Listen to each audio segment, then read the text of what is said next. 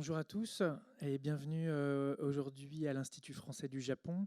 Nous sommes très heureux de vous accueillir pour cette troisième rencontre que nous organisons dans le cadre du festival Design Art Tokyo avec le soutien de l'Institut français à Paris. Rencontre donc en ligne autour des enjeux contemporains du design. Aujourd'hui, donc pour cette troisième rencontre, qui est consacré donc à la question du cycle de vie de l'objet dans le design. Nous sommes très heureux de pouvoir accueillir Emmanuel Tiblou, directeur de l'École nationale supérieure des arts décoratifs à Paris, Monsieur Joe Nagasaka, fondateur du studio Shemata Architects à Tokyo, Basile de Gaulle, cofondateur du studio Maximum à Paris, et enfin, Tatsuya Maemura, directeur des programmes au One Design Site à Tokyo, qui va animer cette rencontre. Monsieur Maemura, je vous passe immédiatement la parole. Merci. はい、前村達也です。よろしくお願いします。あの、もう皆さん、出演者ご紹介いただけたと思うんですけども、本日、エマニュエル・ティブルーさん、バージルさん、長坂城さん、よろしくお願いします。よろしくお願いします。よろしくお願いします。はい。今日ですね、トークのそれぞれお話しいただくトピックなんですけども、こちらにちょっと用意したんですけど、デザインとライフサイクルということで、フランスのサステイナブルなデザイナーの紹介と、あと建築とアップサイクル、素材とアップサイクルということで、3人の方にお話しいただければと思っております。で、今回ですね、デザインから見つめるライフサイクルがテーマなんですけども、環境問題という背景があることを前提に、私の方でですね、簡単に今何が起こっているかっていうような情報をですね、なんかちょっと社会科勉強みたいになるんですけど、かいつまんでちょっと情報を用意したんで、それみんなで、見ていただいてから、それぞれの、デザインの活動だとかそういうのを紹介いただければなと思います。で、今回ちょうどですね、日本と、フランスということで、京都プロトコルと、パリスアグリーメントということで、これ聞いたことあると思うんですけども、ちょっと僕も、実際にこれどういうことなのかっていうのをですね、そこまで理解してたわけではないんですけども、簡単にお伝えすると、1997年に、京都で開催された気候変動枠組条約第3回目で、京都で行われたもので、気候変動への国際的な取り組みを定めた条約ですね。で、先進国で、温室効果ガスの排出量を1999年比率で 5% 減少させようと。でまた今回じゃないですね、パリ協定、1997年に採択された、京都議定書以降18年ぶり、ですから21回目の、枠組み、協定、この際に産業革命から、前からですね、世界の平均気温上昇を2度未満に抑えるというような枠組みで、京都と、今回パリっていうところでまたこの情報を、見ながら、お話できればなと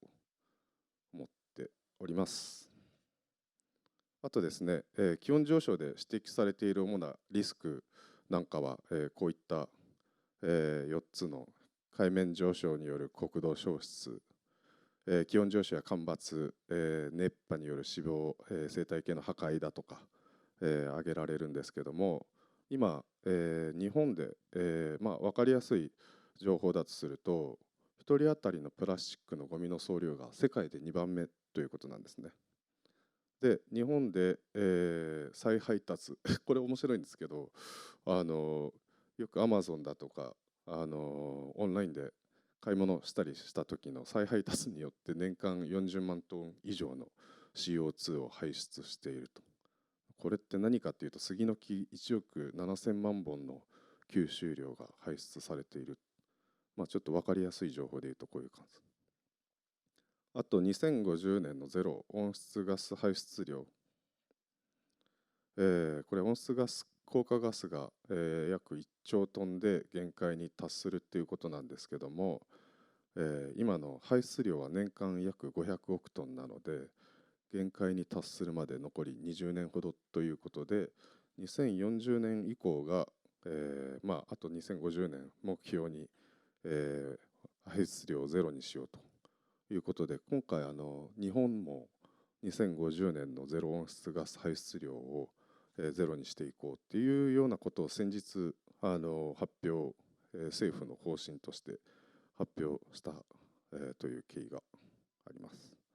で、こういう情報はちょっとデザインでどう解決できるかっていうのはちょっと大きな話になりすぎちゃうので、今回なんかこういうことを、アイデアだとか、また違った視点でどう、なんていうんですかね、解決っていうほどではないと思うんですけど、また違った視点で、取り組んでいけるのかということを皆さんの、プレゼンテーションを交えて一緒にディスカッションできればなと思っております。そしたらですね、ティブルさん、プレゼンを用意していただいていると思うんですけども、お話しいただいてよろしいでしょうか。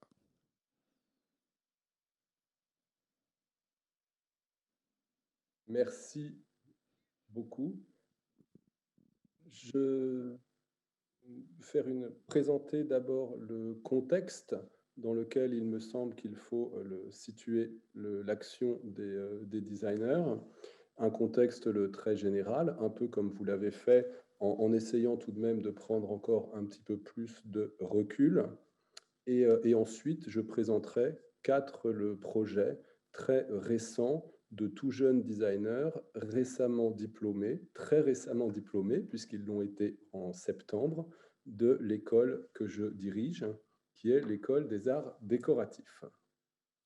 Notre époque, je pense qu'elle est placée sous le double signe de la complexité, d'une part, et de la crise, d'autre part. Cette complexité, elle a été aperçue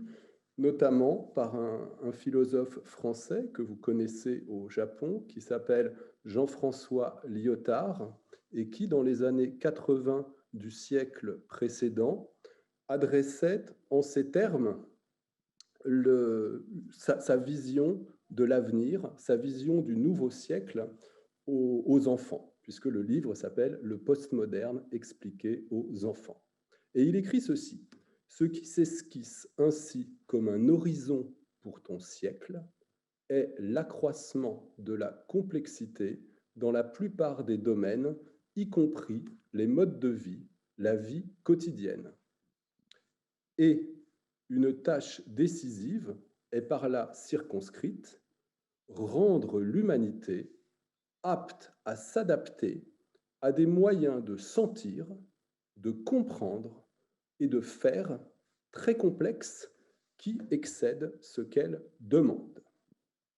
Cette complexité, nous la constatons à tous les niveaux et elle est à prendre dans son sens le plus littéral, dans son sens étymologique. Le mot complexe vient du latin complexus, qui veut dire ce qui est tissé ensemble. Et tout, en effet, est tissé ensemble. C'est par exemple le monde des réseaux dans lequel nous vivons, les outils technologiques qui fonctionnent comme des prothèses ou qui viennent nous augmenter, les multiples relations d'interdépendance que nous avons tissées, et plus largement ce qu'on appelle la mondialisation, c'est-à-dire le fait qu'un événement ou un geste ou une décision qui est prise à un endroit du monde, par exemple à Paris ou à Londres, va avoir des conséquences multiples à des milliers de kilomètres en Asie, par exemple. Telle est la complexité dans laquelle nous vivons. Par ailleurs, notre époque est aussi une époque de crise. Comment est-ce qu'on peut définir une crise? Eh bien, en s'appuyant sur la définition qu'a pu en donner un philosophe italien qui s'appelle Gramsci, et qui dit que la crise consiste dans le fait que l'ancien meurt et que le nouveau ne peut pas naître. Pendant cet interrègne, dit-il, on observe les phénomènes morbides les plus variés. Et en effet, nous pouvons considérer qu'il y a crise quand il y a un rapport non résolu entre un ancien monde, entre d'anciennes façons de faire, entre d'anciennes représentations qui persistent, qui n'arrivent pas à mourir, et un nouveau monde, de nouvelles façons de faire, de nouvelles représentations qui surviennent. Et en ce sens, la crise est une forme dramatique de la complexité. Et la complexité porte toujours en elle la possibilité de la crise. La crise dans laquelle nous vivons est multiple, elle est évidemment sanitaire, mais elle est aussi sociale, économique, elle est morale et elle est évidemment écologique. À tous ces endroits, la santé, la société, l'économie, nos mœurs, nos façons de vivre et l'écologie, notre rapport à l'environnement, nous pouvons considérer qu'il y a d'anciennes façons de faire qui coexistent de façon extrêmement problématique avec de nouvelles façons de faire, de nouvelles représentations. Eh bien, à la rencontre de la complexité d'une part et de la crise d'autre part, je pense que nous pouvons situer d'une part les enjeux écologiques et d'autre part l'action ou l'intervention du designer. L'urgence écologique, telle que vous l'avez rappelé, telle que vous en avez rappelé les principales formes, est aujourd'hui le visage de l'état critique de la complexité. En effet, la complexité et la crise, elles concernent le rapport de l'humain à son environnement, à ses milieux, son environnement humain et non humain, son environnement vivant et non le vivant. C'est ce rapport-là qui est complexe, c'est ce rapport-là qui est en crise. Et le designer, le design, il me semble, à partie liée, est étroitement lié à ces trois notions, à la crise, à la complexité et à l'écologie, c'est-à-dire au rapport de l'humain et de l'environnement. En premier lieu, le designer, il a vocation à évoluer dans la complexité, non pas à la résoudre ou à la réduire, mais à l'humaniser, à nous permettre de composer avec la complexité, à éviter qu'elle ne fasse crise. Le designer, en second lieu, a partie liée avec la crise, c'est-à-dire qu'il lui appartient de faire advenir ce nouveau monde, ces nouvelles représentations, ces nouveaux usages, ces nouveaux services. Et ce n'est pas un hasard si le design est lié avec un grand moment de crise qu'on a appelé la révolution industrielle, où vous avez deux modes de production qui coexistent de façon extrêmement complexe. Et pour une part, nous vivons encore cette crise industrielle dont témoigne notamment le rapport extrêmement problématique que nous avons avec les déchets qui sont produits par ce nouveau régime de production qu'on appelle l'industrie. Et enfin, le designer, il me semble qu'il a vocation à se soucier de la façon la plus large de l'écologie, c'est-à-dire des interactions entre l'humain et son environnement. Son environnement au sens le plus large, son environnement humain et non humain, son environnement vivant et non vivant, les objets, les dispositifs, les réseaux, les interfaces, etc. Et de ce point de vue-là, on peut considérer le designer comme un écologue. L'écologue, c'est celui qui travaille sur le rapport de l'humain à l'environnement. Et l'enjeu, il me semble, du design aujourd'hui, il est de promouvoir un rapport plus durable à l'environnement en portant son attention à trois endroits au moins sur des nouveaux services, l'enjeu étant de produire, d'inventer moins de produits et plus de services, sur les nouvelles pratiques et les nouveaux usages, et sur le choix et l'usage des matériaux. C'est en ce sens, je pense, que nous pouvons considérer notre temps comme le temps des designers, c'est-à-dire un temps de complexité, un temps de crise, un temps d'urgence écologique dont il appartient aux designers de nous aider à le traverser et à habiter au mieux cette époque. Quelques exemples maintenant de projets très récents, puisque donc des projets de jeunes gens d'une vingtaine d'années qui viennent de passer leur diplôme à l'école et qui me semblent pouvoir illustrer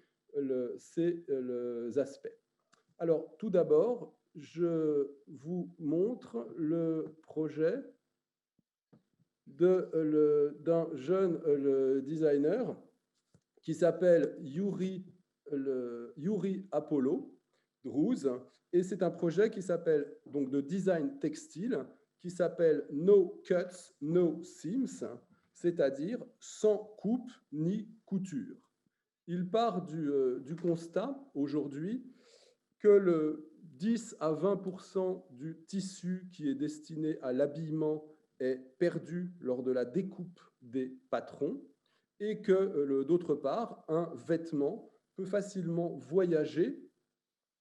autour de la planète pendant sa production. L'enjeu pour lui, il est de revisiter les techniques ancestrales du tissage et du tricotage, avec notamment cette pièce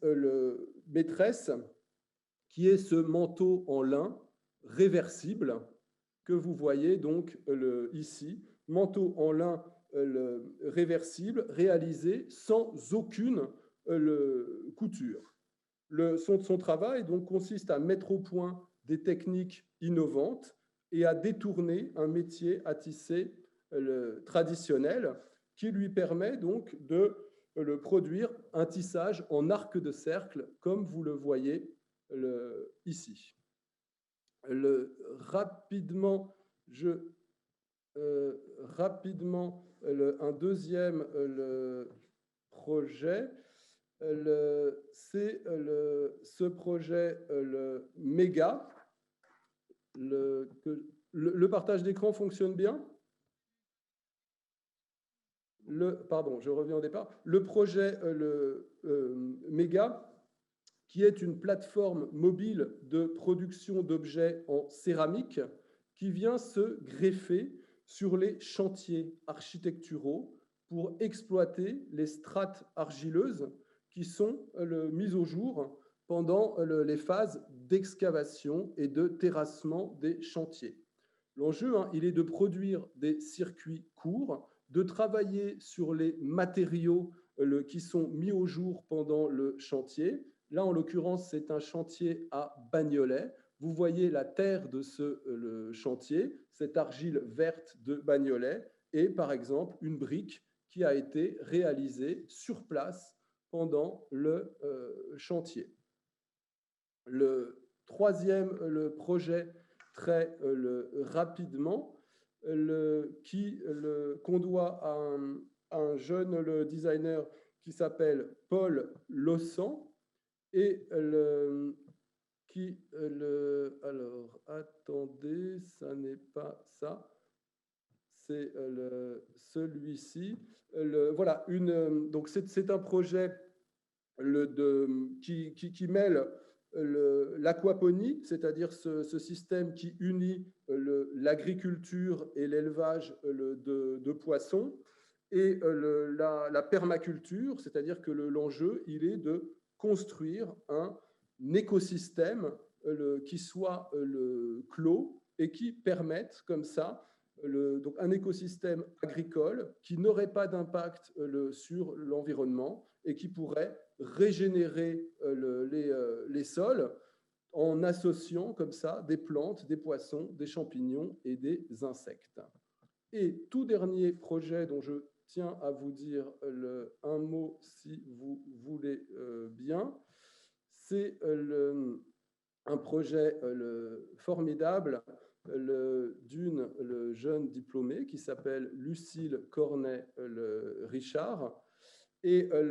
qui a travaillé sur la restauration écologique d'un collège, un collège pour améliorer l'espace d'apprentissage des adolescents. Elle a commencé par esquisser comme ça une carte de tous les mondes qui constituent ce moment du collège et de l'adolescence. Puis a travaillé avec les élèves du collège pour là aussi construire une carte du collège dans son rapport à l'environnement, continuer ce travail. Et voilà, je m'arrêterai pour ne pas être trop long peut-être sur ce document, où c'est le collège qui est repensé, reconfiguré dans tout son environnement, dans son environnement humain, dans son environnement non humain, végétal, dans son environnement non vivant, tous les aspects matériels. Et l'enjeu pour elle, il est de transformer ce collège qui est un lieu d'apprentissage en un milieu de vie pour les jeunes gens, et montrant ainsi qu'il y a une relation étroite entre l'école et l'écologie. Voilà, et pardonnez-moi si j'ai été un tout petit peu long, j'espère du moins avoir été clair et de ne pas être allé trop vite. Merci de votre attention. はい、ありがとうございます。時間通りなんで大丈夫です。はい、そしたら、次、長坂さん、お願いしたいと思うんですけど。長坂です。よろしくお願いします。僕はそうですね、20年ぐらい建築設計に携わっているんですけど、比較的新築よりリノベーション、改修の方が多い建築家の部類かなと思います。でも20年ぐらい前は日本も、建築家イコール新築の建物を建てる人っていうのが、主流だったような気がします。で、緩やかに10年ぐらい前からリノベーションが認知され、今に至ってるっていう。で、最近は本当に若い人たちはなんかどちらかというとリノベーションの方が自然に馴染めるような感覚になっていて、そんな風に日本のなんていうか建築における興味というか考えもだいぶ変わってきていますね。で、新築が環境に優しくないのか、改修が優しいのかっていうのは一概には言えないんですけど、やはり今ティムさんが言ってたように自分たちの環境を考える、改めて身の回りのものを見直すっていう目線からすると、改修というのは一つそういったスタディになるかなというふうには思ってます。で、いろいろ改修の案件あるんですけど、今日ご紹介するのは、3点、3つのプロジェクトをご紹介します。ちょっと特殊な、改修の中でも特殊なものを、用意してます。一つは、ベネチア・ビエンナーレの出展作品なんですけど、コロナが理由で去年開催できなくて、去年で今年か開催できなくて、来年一応予定だとできるということで計画している内容です。その内容は、キュレーターとして門脇さん、そして建築家として岩瀬さん、木内さん、砂山さん、本木さん、そして僕、それからグラフィックデザインの長島さん、ビルダーとして福本さんみたいな形で、いろんなグループが、いろんな業種の人たちが集まって計画しています。で、どういう計画かっていうと、そもそもベネチア・ビエンナーレだけではなく、展示、国際展っていうものが、果たして国で、日本で例えば作って、向こうに持ってってまたそれを立て直すみたいな、そういう展示がこれだけインターネットが盛んな時に果たしてこれからどれだけ意味があるんだろうみたいなことを考えてたんですね。なのでお誘いいただいた時は嬉しいんですけど、どこかどういうそれに対してどうやって我々は向き合えばいいのかっていう疑問も同時にあって、それでどうせ移動するんであれば移動すること自体をデザインのきっかけにしていけないかというようなことを考えて計画しています。で、どういうことかと、それがどういうことかというと、上のたまたま、壊されることになって新築にするので新築を建て直すので、たまたま壊される建物があるんですね。40年ぐらいかけて緩やかに増築していってた建物なんですけど、それが40年ぐらいした時に新築に切り替えるっていうことでいらなくなる材料がたまたまあって、それを分解して丁寧に分けてコンテナに積んで、で運んで、運んでいく過程からそのデザインをしていくんですけど、その、できたものもいずれは会期が終わったらいらなくなるので、それを、さらにその現地の人だったり日本に持って帰ってきてまたアップサイクルするみたいな形で改修を続けてきたこの建物をさらにその引き継いで将来に対して形を変え改修していくっていうことを計画しているプロジェクトです。この建物はこういう解体される前の風景ですね。なんかもう寄せ集まったような40年かけていろんな材料が寄せ集めになっている建物なんですが、それを、解体し、こういうふうに骨組みまで丁寧に一つ一つ材料を分解し、で、これは多分東京湾のなんか倉庫だと思うんですけど、そこに集めてそれをコンテナに入れて、でこうやって一応ベニスに着いたという話までは聞いている。でこの後本当は我々行ってこれを、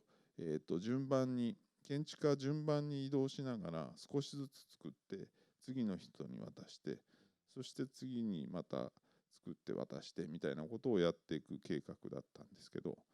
それがちょっとコロナでストップしたと。で完成予想としてはなんとなくこういうふうにその会場内ではなくて会場外のところにスペースを作ってもう一回作り直すっていうようなことを計画しています。でその時に当然全部使い切れないので余ったり、それから1年後この絵を解体した時に出てくる材料を、例えば我々は今回ちょっと予算が足らなくなってコロナで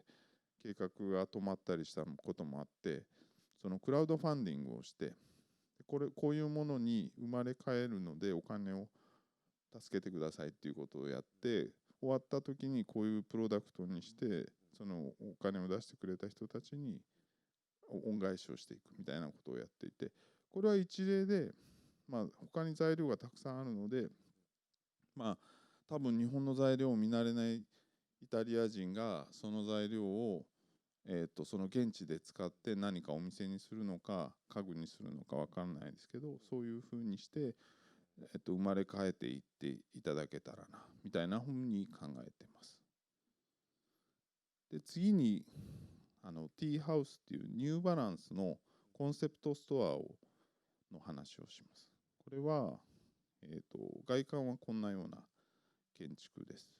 これは外観は丸々新築になっています。で中に入ると、古い蔵の構造がインストールされていて、作られています。で中はお店なのでこういうような作りになってるんですけど、ちょっと見ておいてほしいのはこの、ハンガーラックだったり棚だったりするものがその古い古材のところにもともと開いていた穴を利用して家具機能が作られています。こんな風になってます。これは2階の部分ですけど、2階のその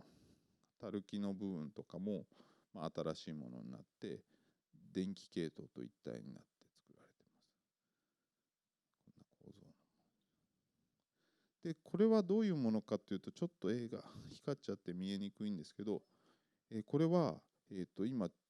中から全部で3層構造になってまして、外装の新築部分が一番下で、真ん中の部分が古い蔵の古材の部分で、さっき言ってた棚とかそういった新しく手を入れた部分が一番上の部分なんですね。それがこう入れ子になってできているんですけど、このユニットはその古材をただただこの今のまんまだと古材が中に入ってるだけで機能しないので、ただのハリボテみたいになってしまうんですね。でそれではただの見せ物にしかならないので、そこに機能を付加するために、そこにあったその水平剤を埋め込んでいたためにできた穴を利用して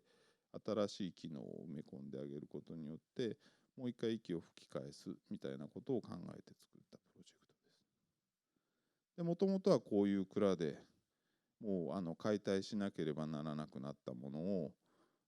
ちょうど東京から40キロぐらい北に行ったところなんですけど、川越からそれを丁寧に一つ一つ分解して材料として運んできたという。もともとはこんな立派なで、こういうのを一つ一つ大工さんが解体して材料にこうして、でこれを再び大きな工場に持っていき、必要なものと不必要なものをこう整理して、傷んでるところを直して材料にして、こうやってでこういう形でできたものを再び新しい形として生まれ変わったというプロジェクトですね。でこれまた全然話変わるんですけど、これは私の事務所、このちょうどコロナで非常事態宣言が出て、本当はあんまり活動しちゃいけない時に、事務所全員で仕事もないので、自分たちのオフィスを自分たちで改修して作ったというプロジェクトです。こんななんてことのない倉庫だった建物を借り受け、ただここで特殊なのは、そのオーナーさんが普通日本の場合だと必ず貸した通り返してくださいっていうのが普通なんですけど、このオーナーさんは結構物好きで、なんか面白い人に貸して、なんかいいものにそれこそアップサイクルしてくれ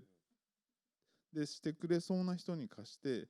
それで少しずつこう成長させていってるっていう方で、僕の2つ前は三原康弘さんというファッションデザイナーというか靴のデザイナーの方が借りていて、すごくまた独特な空間を作ってたんですけど、次我々に引き継いだことでまた全然違う空間にするみたいなことを楽しんでやってるオーナーさんから借りたものです。でこのヘルメットをかぶってるのも我々スタッフですし、みんなでこうやって解体から作るところまでを20人ぐらいいるんですけど、みんな入れ替え立ち替わりで総出でこう工事をしたと。でご飯は外に出てご飯を食べ、町の人たちと緩やかにこうつながりつつでこうできると、またさらにこう周りの人たちが集まってきて、金曜日とか夜な夜なみんなで飲んで楽しい会をやってるんですけど、前村さんも来てましたね。この写真に実は写ってます、ね。あ、そうそうで、もともとそのスタイロの上に座りながら食べてた弁当も、今やこうやってちょっと自転車をアップサイクルしたテーブルの上にみんなでご飯を食べてっていうようなことをやっています。これは最近そこでやった展示なんですけど、これは大工さんが普段こうなんて言うんでしょう、見せるためじゃない技術を使って作っている家具をそこから引用してまかない家具というものを考え作ってたのを、展示化して2週間ぐらいですかね、デザインアートの期間と重ねて展示を行い、いろんな人たちがまた見に来てっていうような会をしました。そんな風に、これは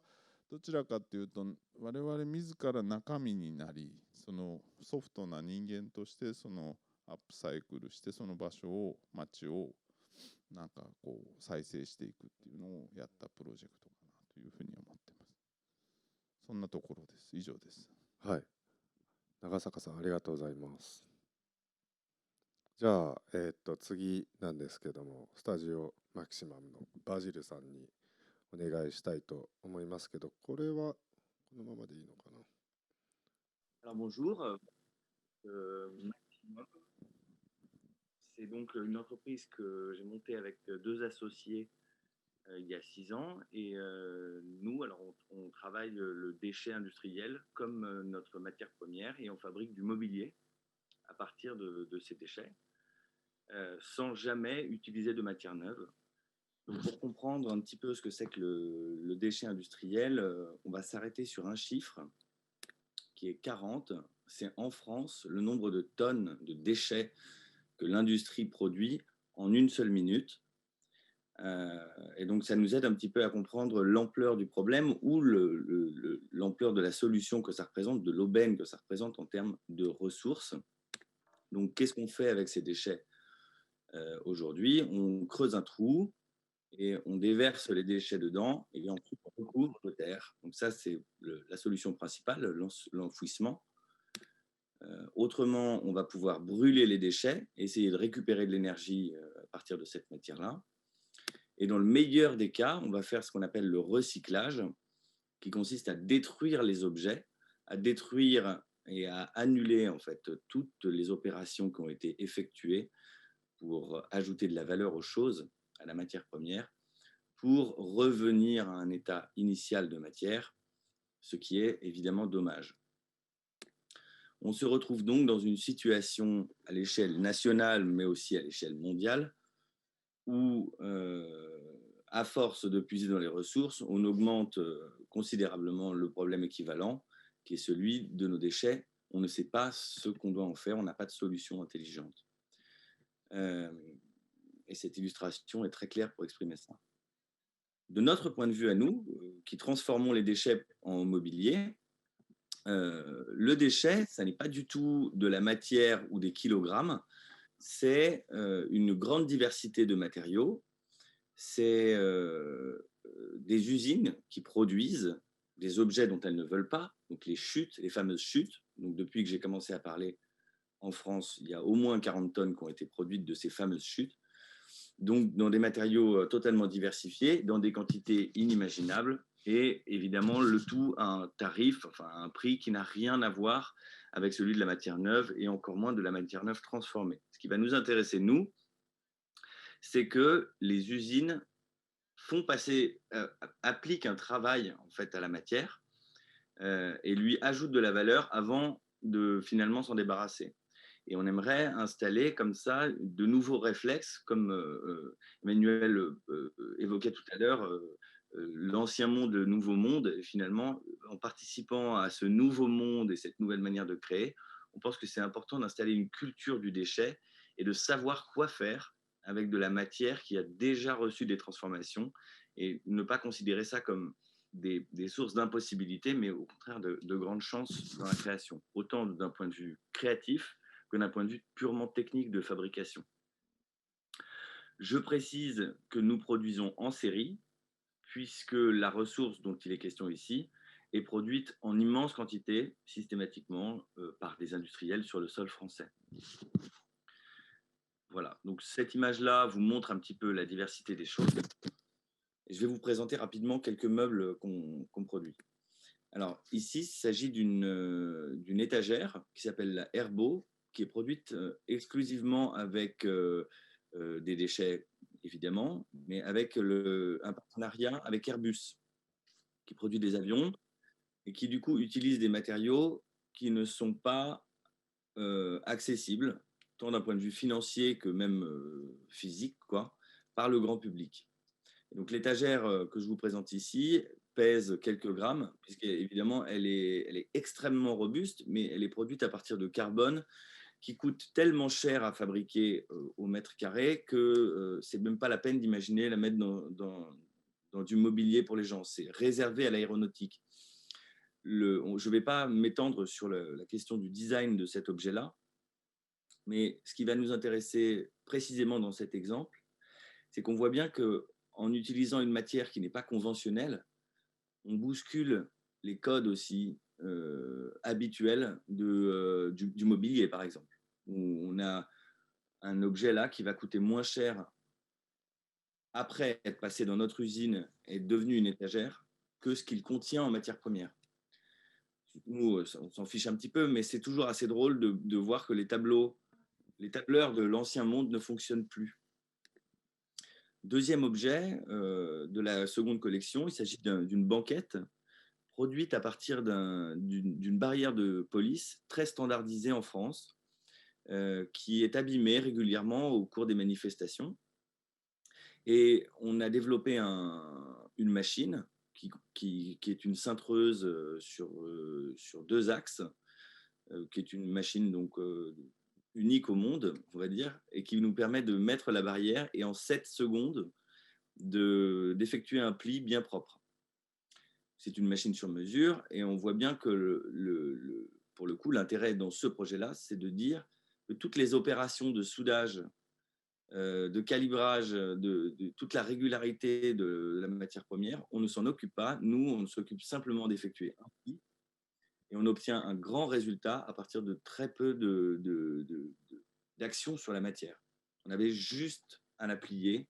et on obtient la forme qui nous sert. Ensuite, on a de la mousse, on a du tissu et tout ça est issu d'autres partenariats avec d'autres industries. Donc là, la facilité de ce qu'il faut faire et éventuellement la difficulté pour l'industrie conventionnelle d'imaginer des procédés en dehors de matières premières standardisées comme du tube. Cintrer un tube, c'est très facile. Cintrer 2 tubes, ça commence à devenir compliqué. Cintrer une barrière composée de tubes, c'est hors industrie. Et c'est ce décalage-là qu'il faut opérer dans notre métier de l'édition, en tout cas.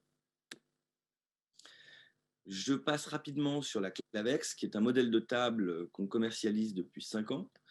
et qui met en jeu plateaux de verre qui sont à l'origine des parois dans des bureaux, des open space. Donc, c'est des parois de verre qui font généralement 80 cm de large jusqu'à 1,20 m et qui vont faire 2 mètres en moyenne, 2 mètres à 2,40 m de hauteur. Et ces plateaux de verre sont posés sur une structure en échafaudage, qui sont les échafaudages de chantier classiques en France, avec un système de clavettes qui s'enfonce au marteau et qui permet d'avoir une fixation très robuste. Voilà, ce meuble-là nous raconte aussi avec quelle facilité il faut savoir contourner les difficultés dans la production. En l'occurrence, on a des formes très complexes dans la table. On a des rosaces dessinées, on a des clavettes qui sont très techniques, qui sont issues de brevets industriels. Et tout ça n'est pas dessiné par nous. On fait un pas en arrière, mais on accepte et on compose le dessin pour obtenir le résultat souhaité. Mais c'est un art martial du design qui est un peu différent de celui qu'on nous aurait appris à l'école, qui consiste à prendre un crayon, une feuille blanche et s'exprimer dessus. En l'occurrence, on doit plutôt négocier, composer. Hop. Alors, je ne sais pas pourquoi ça... Ouais. Voilà, pardon. Je passe sur un quatrième meuble qui est d'ailleurs distribué au Japon. Il s'agit du fauteuil Graven qu'on a décliné en toutes les formes possibles, de la chaise au fauteuil, à la chaise haute. Et alors, ce fauteuil, il est né chez un industriel français, implanté sur le sol français, qui s'appelle H. Ullmann, et qui produit du plastique coloré. Et lors de sa production, donc il va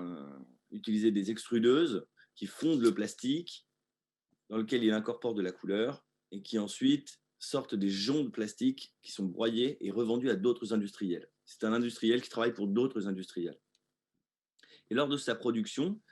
il va déverser sur le sol des centaines de kilos par jour de plastique coloré qui correspond au moment intermédiaire de la production. C'est-à-dire, quand il passe du jaune au bleu, il va falloir des centaines de kilos de plastique pour arriver à la couleur propre et lancer la nouvelle production. Pour se débarrasser de ces déchets, il a accepté de nous offrir une vieille machine, une extrudeuse, et de nous fournir régulièrement en plastique coloré qui serait coloré de manière imparfaite. On pourrait recevoir jusqu'à 1 tonne par jour dans notre atelier, mais on ne peut pas traiter cette quantité encore aujourd'hui. Mais on a déjà produit entre 4 et 5 000 chaises depuis le début de l'aventure. Donc on arrive à écouler beaucoup de quantité de matière. Donc cette machine, elle produit des spaghettis. Et je vais vous montrer comment on s'est laissé guider finalement par à la fois le paramètre couleur mélangée de la matière première, mais aussi le paramètre esthétique de ce que produisent les machines qu'on utilise. Et tout ça nous amène à inventer ce procédé très simple qui consiste à déverser le plastique indésirable sur un moule pour obtenir du coup un effet non maîtrisé de texture en spaghetti, avec des transitions de couleurs que pour le coup on arrive à maîtriser aujourd'hui, qui donne un meuble dont la forme n'est pas révolutionnaire, mais par contre dont la manière, dont la méthode de production, pour le coup, apporte quelque chose. On va dire qu'en plus d'utiliser de la matière qui normalement finit à la poubelle, donc on la sort de la poubelle, mais aussi on s'accommode des défauts qui vont naître de ça pour les mettre au cœur du projet. En l'occurrence, la transition de couleur entre le haut et le bas du siège est vue pour nous comme une solution. Ce n'est pas juste esthétique, c'est une solution pour ne jamais avoir à purger la machine. Donc pour ne pas faire comme l'industriel qui se débarrasse de plastique. On assume la purge en milieu du siège et ça lui donne une identité. Le piétement est fabriqué en chaîne, qui provient d'un fabricant de tonneaux qui lui aussi génère ses propres chutes quotidiennes. Il faut bien comprendre dans le domaine du déchet industriel, dans cet environnement-là, que n'importe quel élément, n'importe quelle matière première que vous voyez autour de vous, vous pouvez le trouver aussi dans la poubelle. Il suffit d'aller chercher chez l'industriel qui le produit.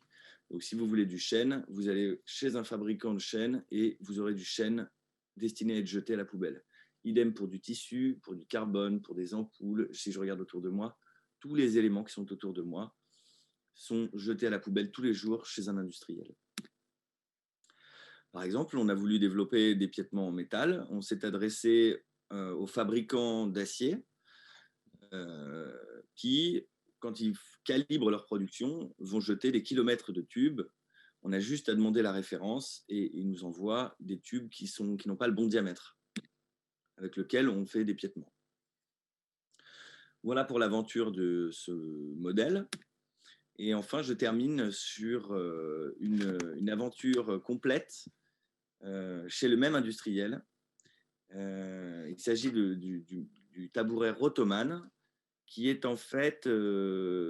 qui est issu d'une première visite chez l'industriel en question, chez Schulman. On est rentré dans une pièce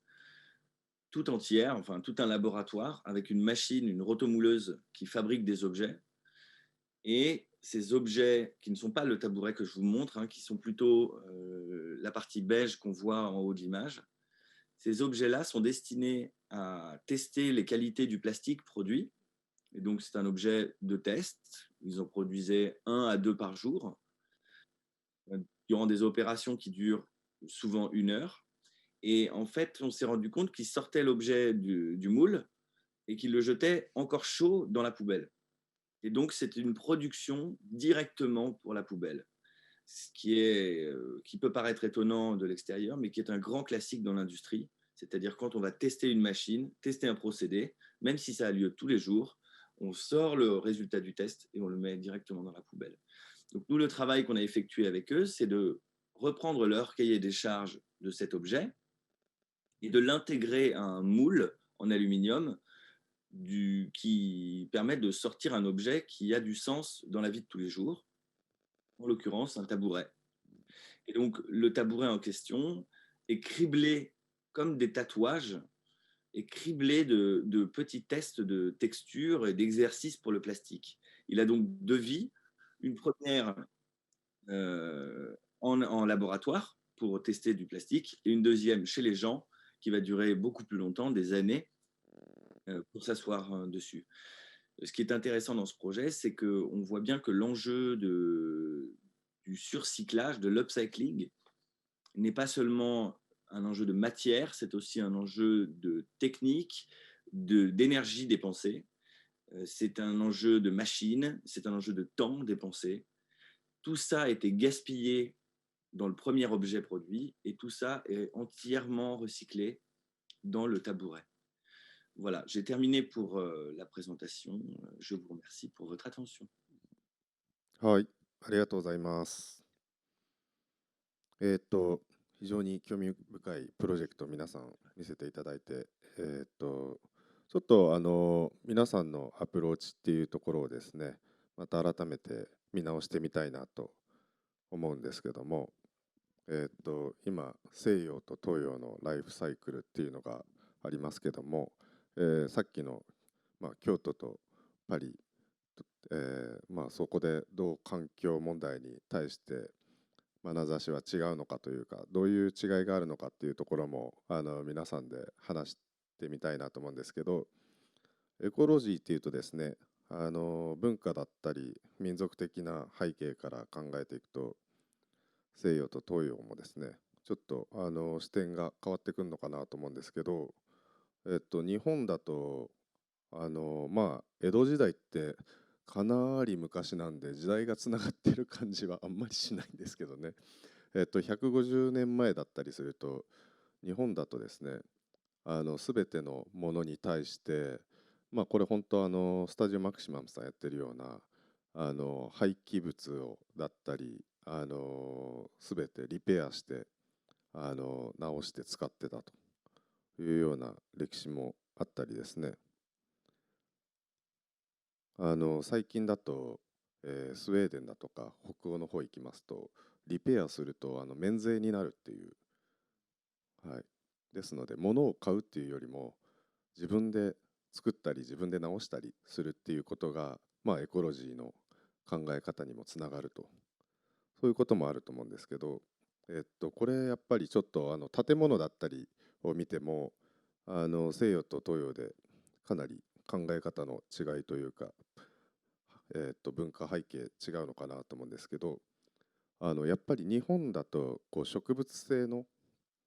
木だとか草だとかそういうものを使った建物っていうところでこう地球に帰っていく、朽ちては地球に帰っていくっていうものを使ってきた背景がありますね。でフランスだったりすると、こういう石だとかを使うので地球から掘り起こしたものというか地球の一部だったものっていう、そういうものに囲まれてそういうものを使ってきたっていう背景では、だいぶ僕らと、教育的な部分だとか経済的な部分っていうのも、違うと思うんですよね。ですので一概にこうエコロジーってこういうことだよねっていうところを世界共通っていうところではなくて、やっぱりその土地に住みながらその背景っていうものがあって、それぞれのエコロジーに向けた考え方だとかアプローチは違ってくるのかなと思ってるんですけども、ティブルーさんだとかは、今回お二人のプレゼンテーション見て、何か気になった興味深い点だとか、聞いてみたいことだとかっていうのはお二人にあったりしますでしょうか？Bon, déjà, j'ai été voilà, tout à fait passionné par les deux interventions. Merci beaucoup. Ce qu'elles ont, enfin, ce que je vois de commun, c'est leur ancrage dans l'époque et dans les enjeux de l'époque et dans un travail dont on pourrait dire que c'est un design de la finitude et du cycle. De la finitude, c'est-à-dire qui se pense et qui se développe dans une conscience aiguë de la finitude de nos ressources. Et de ce point de vue, en rupture avec ce qu'a pu être toute l'histoire du modernisme qui ne se soucie pas de la finitude des ressources. Et puis un design ou une architecture du cycle, dans le sens où les objets, les matériaux, les bâtiments, pour l'architecte japonais qui a présenté son travail, sont pensés en étant immédiatement intégrés dans leur cycle de vie. Et cela, cette façon de faire, cette façon de penser, cette façon de concevoir, cette façon de produire, ça me semble voilà, tout à fait caractéristique de notre époque. Donc, conscience de la finitude des ressources et conscience que les objets, mais même les signes, les dispositifs, les services s'inscrivent dans un cycle. Ce que je retiens aussi, c'est comment dire, la critique finalement du recyclage au profit du réemploi. Et de ce point de vue-là, je crois que le recyclage, qui était un peu la seule, en tout cas, je ne sais pas ce qu'il en était au Japon, mais en France et je crois en Occident, le recyclage a été longtemps pensé comme le geste écologique. Mais Basile a très clairement rappelé en quoi il y avait dans toute opération de recyclage une opération de destruction de toute la valeur ajoutée, de tout le travail qui avait été fait. Et à cet égard, le réemploi est beaucoup plus en phase avec ces notions de cycle. Alors, les questions que j'aimerais poser sur la base en fait de deux choses qu'a pu nous dire Basile, mais qui concernent aussi l'intervenant précédent, c'est d'une part, Basile, vous avez dit en présentant une assise qu'il ne s'agissait pas de révolutionner la forme. Alors, j'aurais une question. Est-ce que ce qu'on a vu aussi avant ne me semblait pas révolutionnaire en termes de forme? Alors, est-ce que cet enjeu de la forme, c'est un enjeu qui vous semble non prioritaire, périmé, relevé de l'ancien monde ou non? Et deuxième question, ça serait la question de l'économie du déchet. C'est-à-dire, est-ce que ces déchets, ils vous sont donnés? Est-ce qu'ils sont achetés? Comment est-ce qu'on peut penser l'économie, c'est une science qui se pense comme une science de la ressource, comme une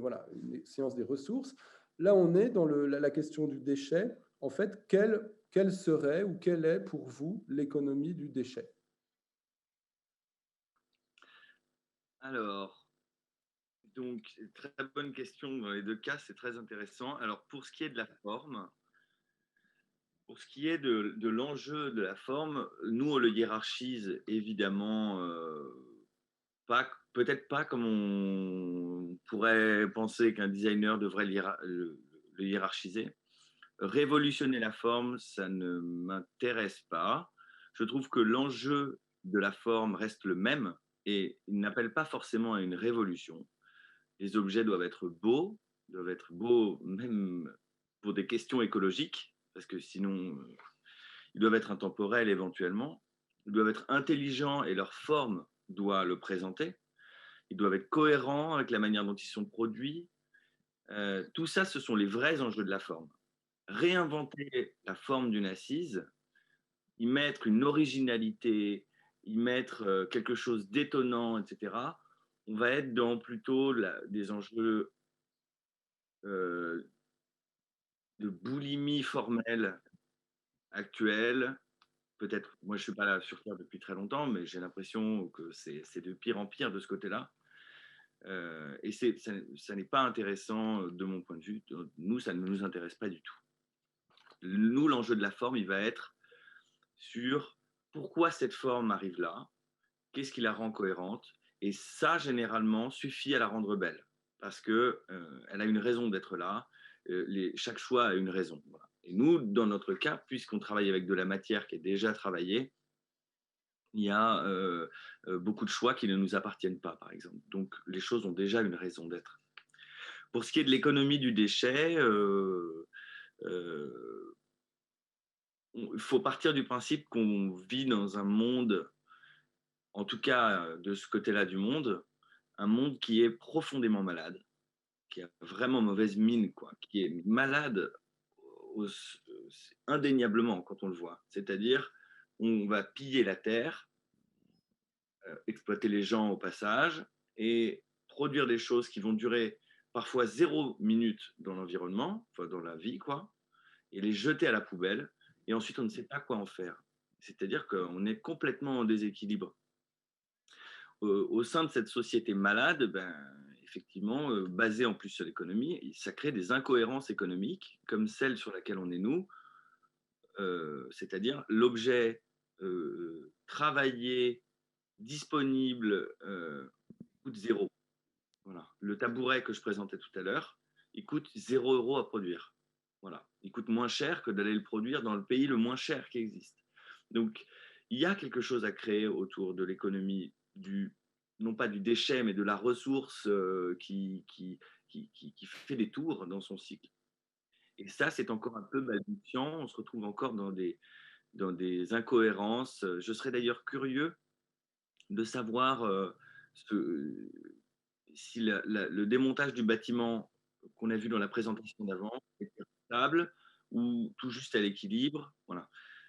Une notion qui est très importante aussi, c'est celle de la facture écologique des choses. Voilà. Souvent, on va regarder le coût du démontage, le coût de la construction pour le neuf. On va comparer les deux et en réalité, on oublie une donne entre les deux qui est une donne pas vraiment monétaire, qui est ce que ça coûte écologiquement de faire du neuf au lieu de reprendre de l'ancien. Je laisse cette question ouverte.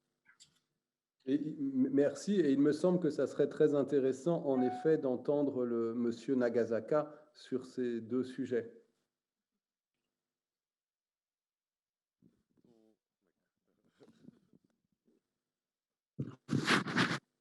最初形の話ですね。僕は実はバジルさん多分合ってるかな。僕メルシーと結構お仕事をさせていただいていて、バジルさんの椅子はメルシーのお店の中で、インスタレーション的に作ってるのを見たことがあります。あと単管の足場のテーブルも、メルシーで見たことがあります。あの時からすごいなと思っていて、で単管のテーブルは何がすごいかっていうと、本来立つ向きと、90度ねじった形なんですけど、その構造がガラスによって抑えられて成立しているっていうところが想像できない。その足場を見た時に今まで絶対想像してなかった構造のあり方で、それが素晴らしいなっていうふうに思ったんですね。で、僕はその形は形として大事だとは思うんですけど、僕がやってる仕事っていうのはどちらかというとマスではなくて、すごくマイナーなことなので、どちらかというと知識、みんなの認識を変えるっていうことの方が大事な役割だと思っていて、それを知の更新ってよく言うんですけど、つまりこれってこう変わるんだっていうことを知ると、今まで見ていた世界をもう少し可能性として見るようになるんだと思ってるんですね。なので、そういうことができたときに周りの人たちにものすごく影響を及ぼすし、それが結果的にその環境を低減できるようなアイディアを生み出す、またアイディアを与えることになるのかなと思っていて、まさにそのバジルさんのテーブルとか見たときに、なるほど、こういうふうな世界が見えるんだっていうのは思って、それ以降の単価に対する見方が僕が変わったっていう、それがやはりデザインの大事なところで、なのでやはり形もビジュアルもすごく大事で、やっぱりその記憶が美しくあってほしいって思うんで、その時にできるだけ形も美しくあるべきかなというふうには思っているんで、全く関係ないっていうふうにはあんまり思っていない。でも彼の作品は十分その知の更新がされているっていうか、僕らがされたっていうことを生み出しているので、すごく力強いなと思って評価しています。で、経済のことに関して言うと、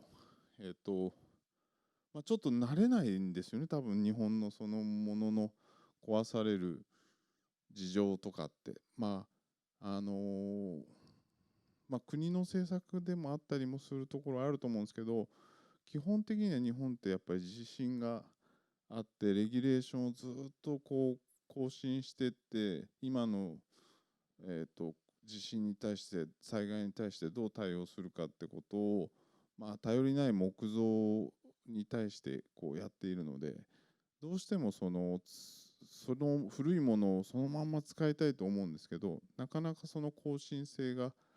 至らないというか、っていうところからやむなく捨てなければならないということもあって、その京都なんかに行くと、多分ゴミ工場に行くともったいないっていうものばっかりが溢れ返っているんですけど、なんかそういう状態は本当に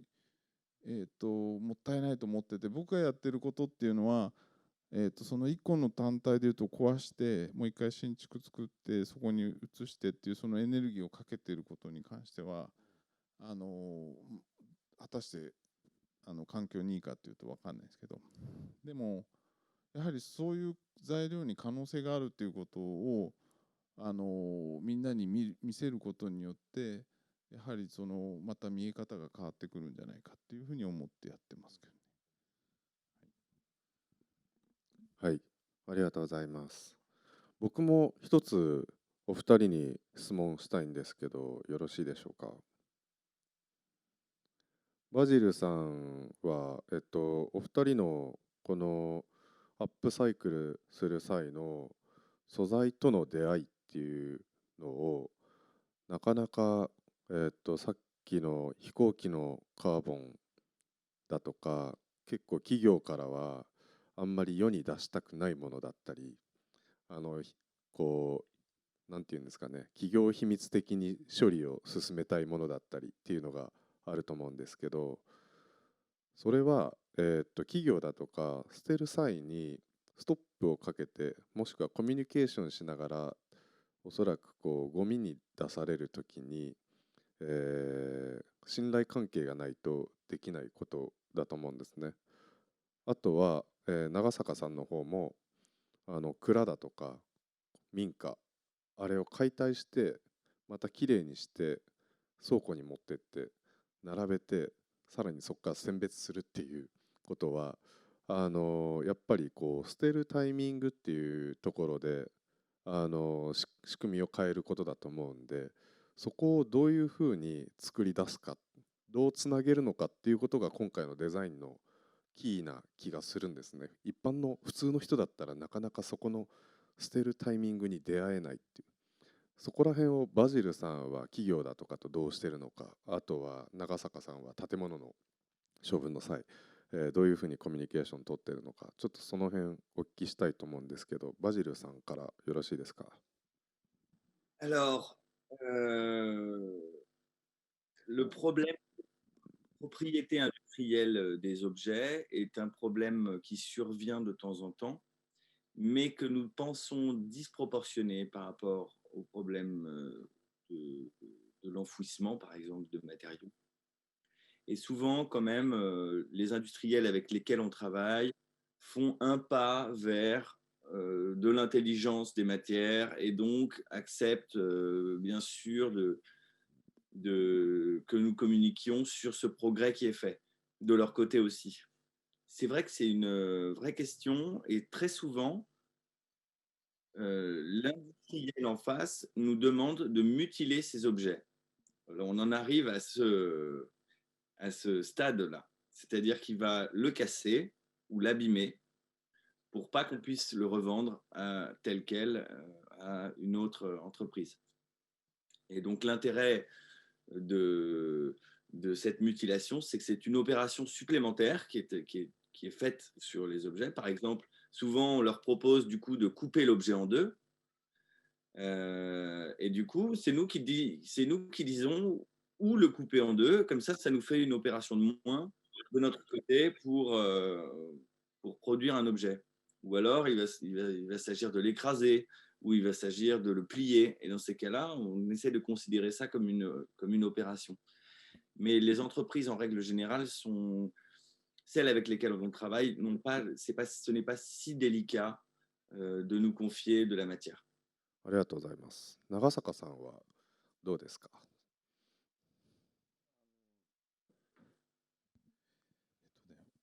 本当にびっくりするほど壊されてる建物があるので、はい、そんなに難しくないですよね。そこにコンタクトするのは。むしろその捨てる費用を軽減できるっていうことからすると、喜ぶ人すらいるっていうことなんで、以前このプロジェクトじゃないイソップでも一軒の建物を壊される時に出てきた材料を使って棚を作ってっていうのを青山でやりましたけど、あの時も本当にどうしようって言ってたら工務店の担当者の前が翌日壊されるっていうのを知って行けっつって言ってっていうぐらい、結構やはり日本ではスクラップ&ビルドが未だに続いているので、もったいないなと、もっとなんかいろんな使い方があるんじゃないかなっていうふうには思ってますけどね。日本にも産業廃棄物を、仕分けてこれをデザインに生かしていこうというところで、やっぱりこう企業が処分する際にですね、契約結んだりして、その、ゴミが直接産業廃棄物に行って処分される前に、その、企業、サービスとしてそれをコンサルティングするっていうことを、やってる中台さんだとかっていう企業があるんですけども、やっぱりそういうところに、デザインの、できることっていうのが入ってくるんじゃないかなっていうふうに思います。残りあと10分15分ぐらいなんですけども、大きなそのデザインの仕組みだとかそういう話をしたかと思うんですけども、ちょっとティブルさん含めてまたすごい個人の話なんですけど、僕が興味あることで、生活者としてそのエコロジーでいること、サステイナブルでいることっていうことで日々考えてることだとか、行ってること、すごく小さな生活者としての視点ですね。ちょっとその辺も、3人にお聞きして、このトーク終わりたいなと思ってるんですけど、ティブルさん、なんか日々、行動していること、考えていることなんかありますか。Oui, bien sûr, mais de ce point de vue-là, je ne pense pas être le singulier, c'est-à-dire que je suis normalement attentif aux enjeux écologiques. Par exemple, voilà, j'ai acheté récemment une maison en Bretagne et qui est en train d'être voilà, retapée avec des travaux. Et voilà, je fais en sorte, par exemple, que cette maison soit aussi exemplaire que possible dans ses systèmes de chauffage, dans les matériaux que nous utilisons pour refaire telle ou telle partie. Mais mon engagement, donc j'ai un engagement écologique personnel qui est à peu près conforme, je pense, à ce qui se pratique aujourd'hui. Et en revanche, je crois que mon engagement écologique, je le mets vraiment dans ma vie professionnelle, c'est-à-dire dans la direction d'une école qui a vocation à former les concepteurs de nos environnements de vie et de travail et de notre imaginaire, c'est-à-dire des designers comme le Basile, mais aussi des designers textiles, des scénographes, des architectes d'intérieur, des designers graphiques, des artistes, etc. Et je considère que l'école, elle doit intégrer dans la formation et dans la recherche de ces jeunes créateurs en puissance qui vont, enfin, moi, dans lesquels j'ai une confiance immense et des attentes immenses pour précisément sortir de ces crises, c'est-à-dire faire advenir un nouveau monde, de nouvelles pratiques, de nouvelles façons de vivre de la façon la plus douce possible. Et le vocabulaire, en tout cas qui est très récurrent en France aujourd'hui, de la transition, c'est une façon d'envisager la sortie de crise de la façon la plus douce, la moins rugueuse, la moins saccadée, la moins violente possible. Et donc, mon engagement, je le mets vraiment à cet endroit-là, étant entendu que je suis voilà, engagé dans ma vie professionnelle de telle sorte qu'elle prend énormément de mon temps, de ma capacité de penser, de mon engagement, parce que je considère que c'est une responsabilité vraiment considérable aujourd'hui que de diriger une école, parce que quand vous dirigez une école, vous avez toujours une double responsabilité. Vous avez une première responsabilité à l'égard des gens que vous formez, à l'égard des étudiants auxquels vous devez prodiguer, donner la meilleure formation possible. Et puis, vous avez une deuxième responsabilité à l'égard du monde dans lequel l'école a vocation à projeter ces étudiants qui vont devenir des professionnels. Et cette double responsabilité, je crois qu'elle est d'autant plus forte quand vous dirigez une école comme l'école des arts décoratifs, parce que les acteurs que nous allons former sont des véritables acteurs de la transformation du monde. Et de ce point de vue, une école, elle forme des transformateurs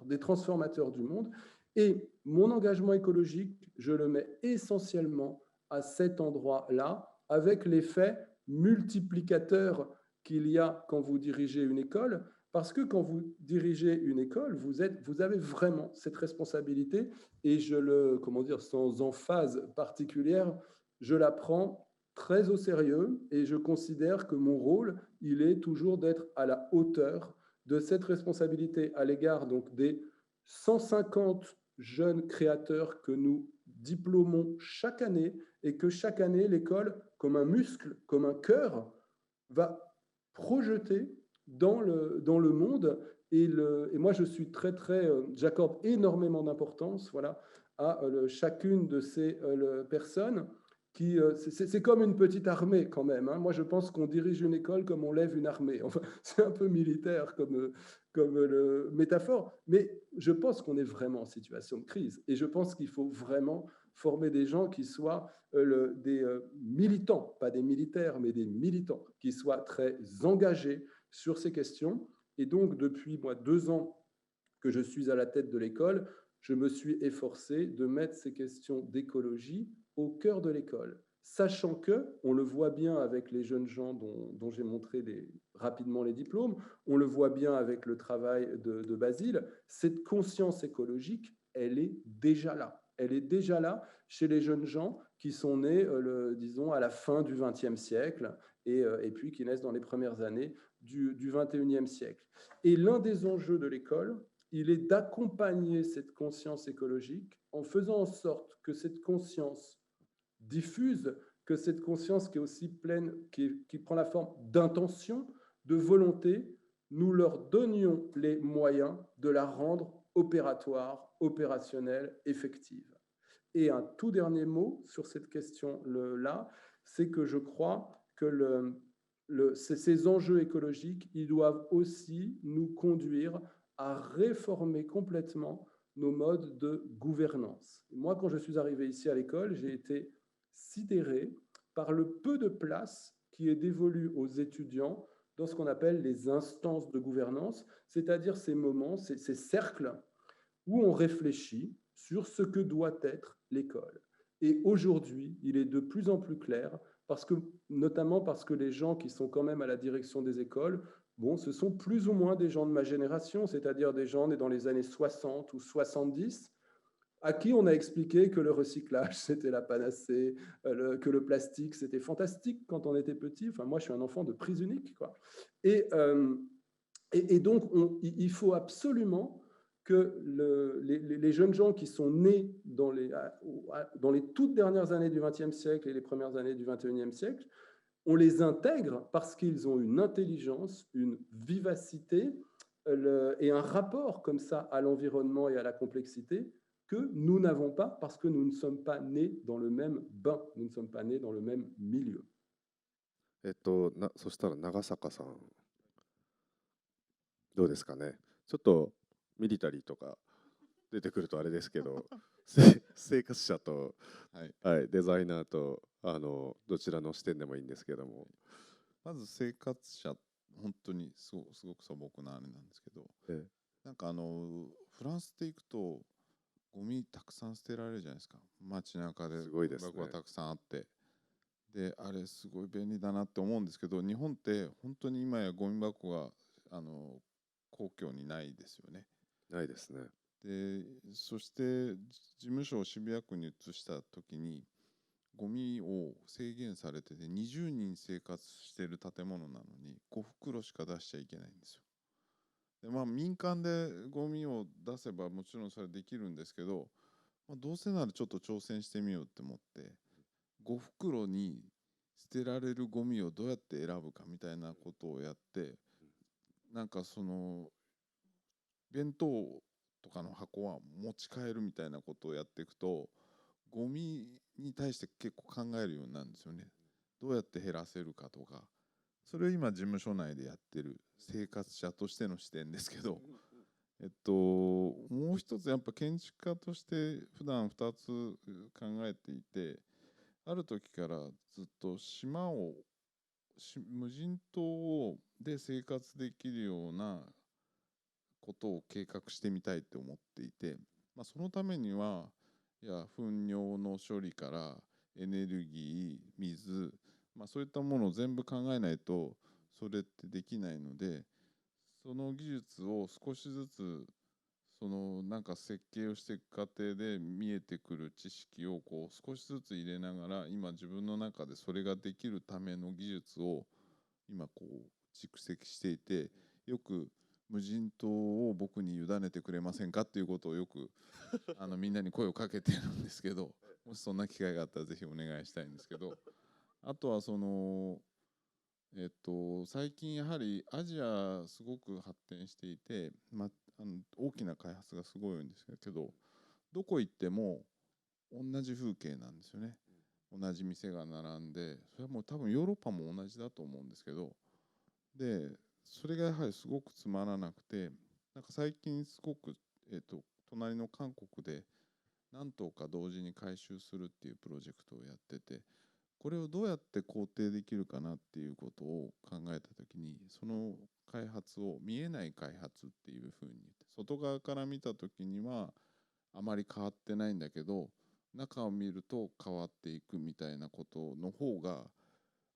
見える開発より全然面白いんじゃないかっていうふうに思っていて、でもちろんそれにはすごくいろんな制約があるんだけど、だからこそその土地土地によって違うものが生まれてくるから、そういうようなことができたら面白いねっていうことで、そういうことを今見えない開発と言って、やっているし、それは韓国だけじゃなくて日本もそうだし、なんか中国とかもそういう機会があればそういう形で関わっていきたいなというふうに思って最近仕事をしてます。ありがとうございます。バジルさん、最後にまたこの生活者、デザイナー、何か素朴なことでも大きく描いていることでもいいんですけども、ありますでしょうか？Justement, très ma profession est ambitieuse sur le plan écologique. On veut changer les choses vraiment et on s'y attelle avec beaucoup d'énergie. Et les choses se déroulent et les projets n'arrêtent pas. Donc, de ce côté-là, on a plutôt un bon bilan écologique de nos vies. Après, je trouve toujours délicat l'engagement, pardon, la sévérité qu'on a sur l'engagement personnel des gens, sur le peu de vie d'ailleurs qui leur reste, parce que finalement, il y a un petit déjeuner le matin, il y a une soirée et le week-end sur lesquels il faudrait être des militants écologistes. Je suis militant au cœur, mais je ne m'amuse pas à avoir la poubelle de tri la plus moderne qui soit chez moi. Je me contente de faire ce qu'il faut faire pour ne pas aggraver la situation, pour faire ce que n'importe quel citoyen devrait faire. Mais je ne suis pas sûr d'être dans ma vie privée un chantre, un ayatollah de l'écologie. D'ailleurs, c'est logique puisque c'est aussi ma vie professionnelle et donc je sépare un peu les deux. Sur le plan, enfin, je trouve que les petits gestes sont très importants, les grands gestes sont encore plus importants et je pense qu'on peut beaucoup progresser sur le plan culturel et notamment en intégrant, c'est ce que disait Emmanuel tout à l'heure, dès l'école, la culture de projet avec comme nouveau problème, et le problème étant finalement le carburant des projets, c'est-à-dire qu'est-ce qui vous pose problème aujourd'hui, qu'est-ce que vous voulez résoudre aujourd'hui, qu'est-ce qui vous anime, qu'est-ce qui vous énerve profondément. Et je trouve encore très absente la question de l'écologie qui va nous mener à notre perte. On est tellement habitué à le dire en conférence depuis des années, depuis des protocoles très anciens finalement, qu'on en oublie le sens littéral. On va littéralement se foutre en l'air sur des questions d'écologie. C'est très très grave ce qu'on fait. Et donc ça doit être un carburant extraordinaire pour les étudiants. Moi, je sais que depuis que j'ai identifié ce problème, c'est-à-dire pendant les études aux Arts Déco, j'ai une énergie de faire et une volonté d'inventer et de changer les choses qui, voilà.